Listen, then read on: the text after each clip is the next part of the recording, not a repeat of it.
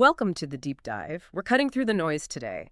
I first heard about Brazil's Pix and thought, okay, another digital wallet, but it's really way more than that. It seems like a financial revolution down there with some pretty big global ripples. So today we're diving into why Pix is just dominating Brazil, how it's shaking up traditional finance, and crucially, what this signals for the wider world. Think BRICS, think the US dollar. Exactly. It's fascinating, isn't it, how something seemingly local, like Pix, can suddenly make people globally rethink financial sovereignty, international payments. It really shows how fast money is evolving right now. So what's it actually like using Pix, and how on earth did it go from being brand new to, well, seemingly everywhere in Brazil so incredibly fast? What were those key ingredients for that kind of takeover? Well, it fundamentally changed who could access finance and how. Think about the usual hurdles, credit checks, waiting periods, interest, card fees. Pix just sidesteps all of that. For individuals, it's free, it's instant, 24/7. And for merchants, the costs are super low, they get their money instantly, and there's less fraud. Okay, free and instant. That's a powerful combo. It really is. And the adoption was just massive. We're talking over 150 million Brazilians using it by now. That's, what, around 70% of the population. It quickly became the default way to pay. Plus, it brought huge numbers of previously unbanked people into the formal financial system. Yeah, Brazil sort of leapfrogged a whole generation of payment tech, you could say. that is powerful. So with that kind of explosive growth, is Pix genuinely a credit card killer in Brazil, or is plastic still holding its ground? That's the big question, right? Yeah. In terms of the sheer number of transactions, Pix is already overtaking credit cards. Now, credit cards definitely still dominate the really high-value purchases, especially those paid in installments. That's their stronghold. But, and this is key, the central bank is actively developing features to compete there too.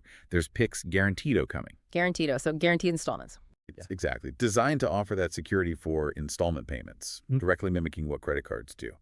And another one, Pix Automatico, is for recurring payments, like bills. So more and more everyday transactions are shifting to Pix. It feels like the credit cards are the ones having to adapt to Pix, not the other way around. Okay, so Brazil's landscape is changing, but here's where it gets, well, unexpected for many. Why is Washington reportedly concerned about a Brazilian payment platform? That seems like a leap. Yeah, it does seem odd at first glance, but the concern isn't really about Pix itself. It's about what Pix represents. Tech sovereignty. See, Pix wasn't built by Visa or MasterCard or some U.S. tech giant. It Yeah. was developed by Brazil's own central bank. Ah, okay, homegrown. Right. And that sends a message. It inspires other countries, potentially, to build their own sovereign payment systems. And if these Pix-like systems start being used for cross-border payments, then you potentially bypass systems relying on the U.S. dollar, which ties directly into this whole idea of de-dollarization, particularly within the BRICS group. Right, the BRICS bloc, Brazil, Russia, India, China, South Africa, and the new members too, reducing reliance on the dollar. Exactly. It's a strategic move driven by things like, well, exposure to U.S. sanctions, dollar volatility, and just a general desire for more financial independence. So where does BRICS Pay fit into this picture? Could that actually become a serious challenger to SWIFT, the system most international bank transfers currently rely on? Well, that's certainly the ambition.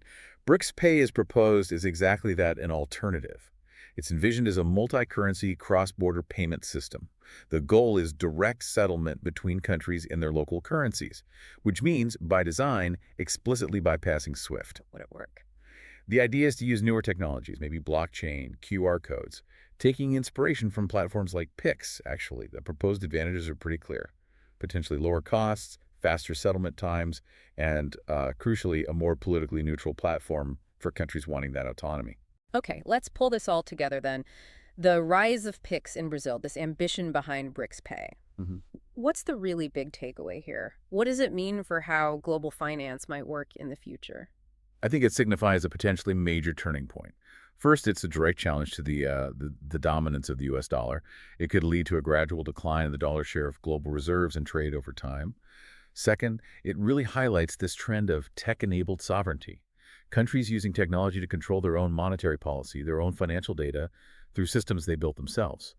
And ultimately, It points towards a more multipolar financial world, power potentially being more distributed across different regions and currencies rather than so heavily concentrated in one. Wow, that really puts it in perspective. It's quite eye-opening how an innovation that started locally, like Pix in Brazil, can actually be a signal for these huge ongoing shifts in global finance, all driven by this push for tech sovereignty and, well, financial independence. It definitely makes you think. And maybe the question for you listening is, considering these shifts, these new systems gaining traction, Mm, what fundamental assumptions about the global economy, about power dynamics, yeah.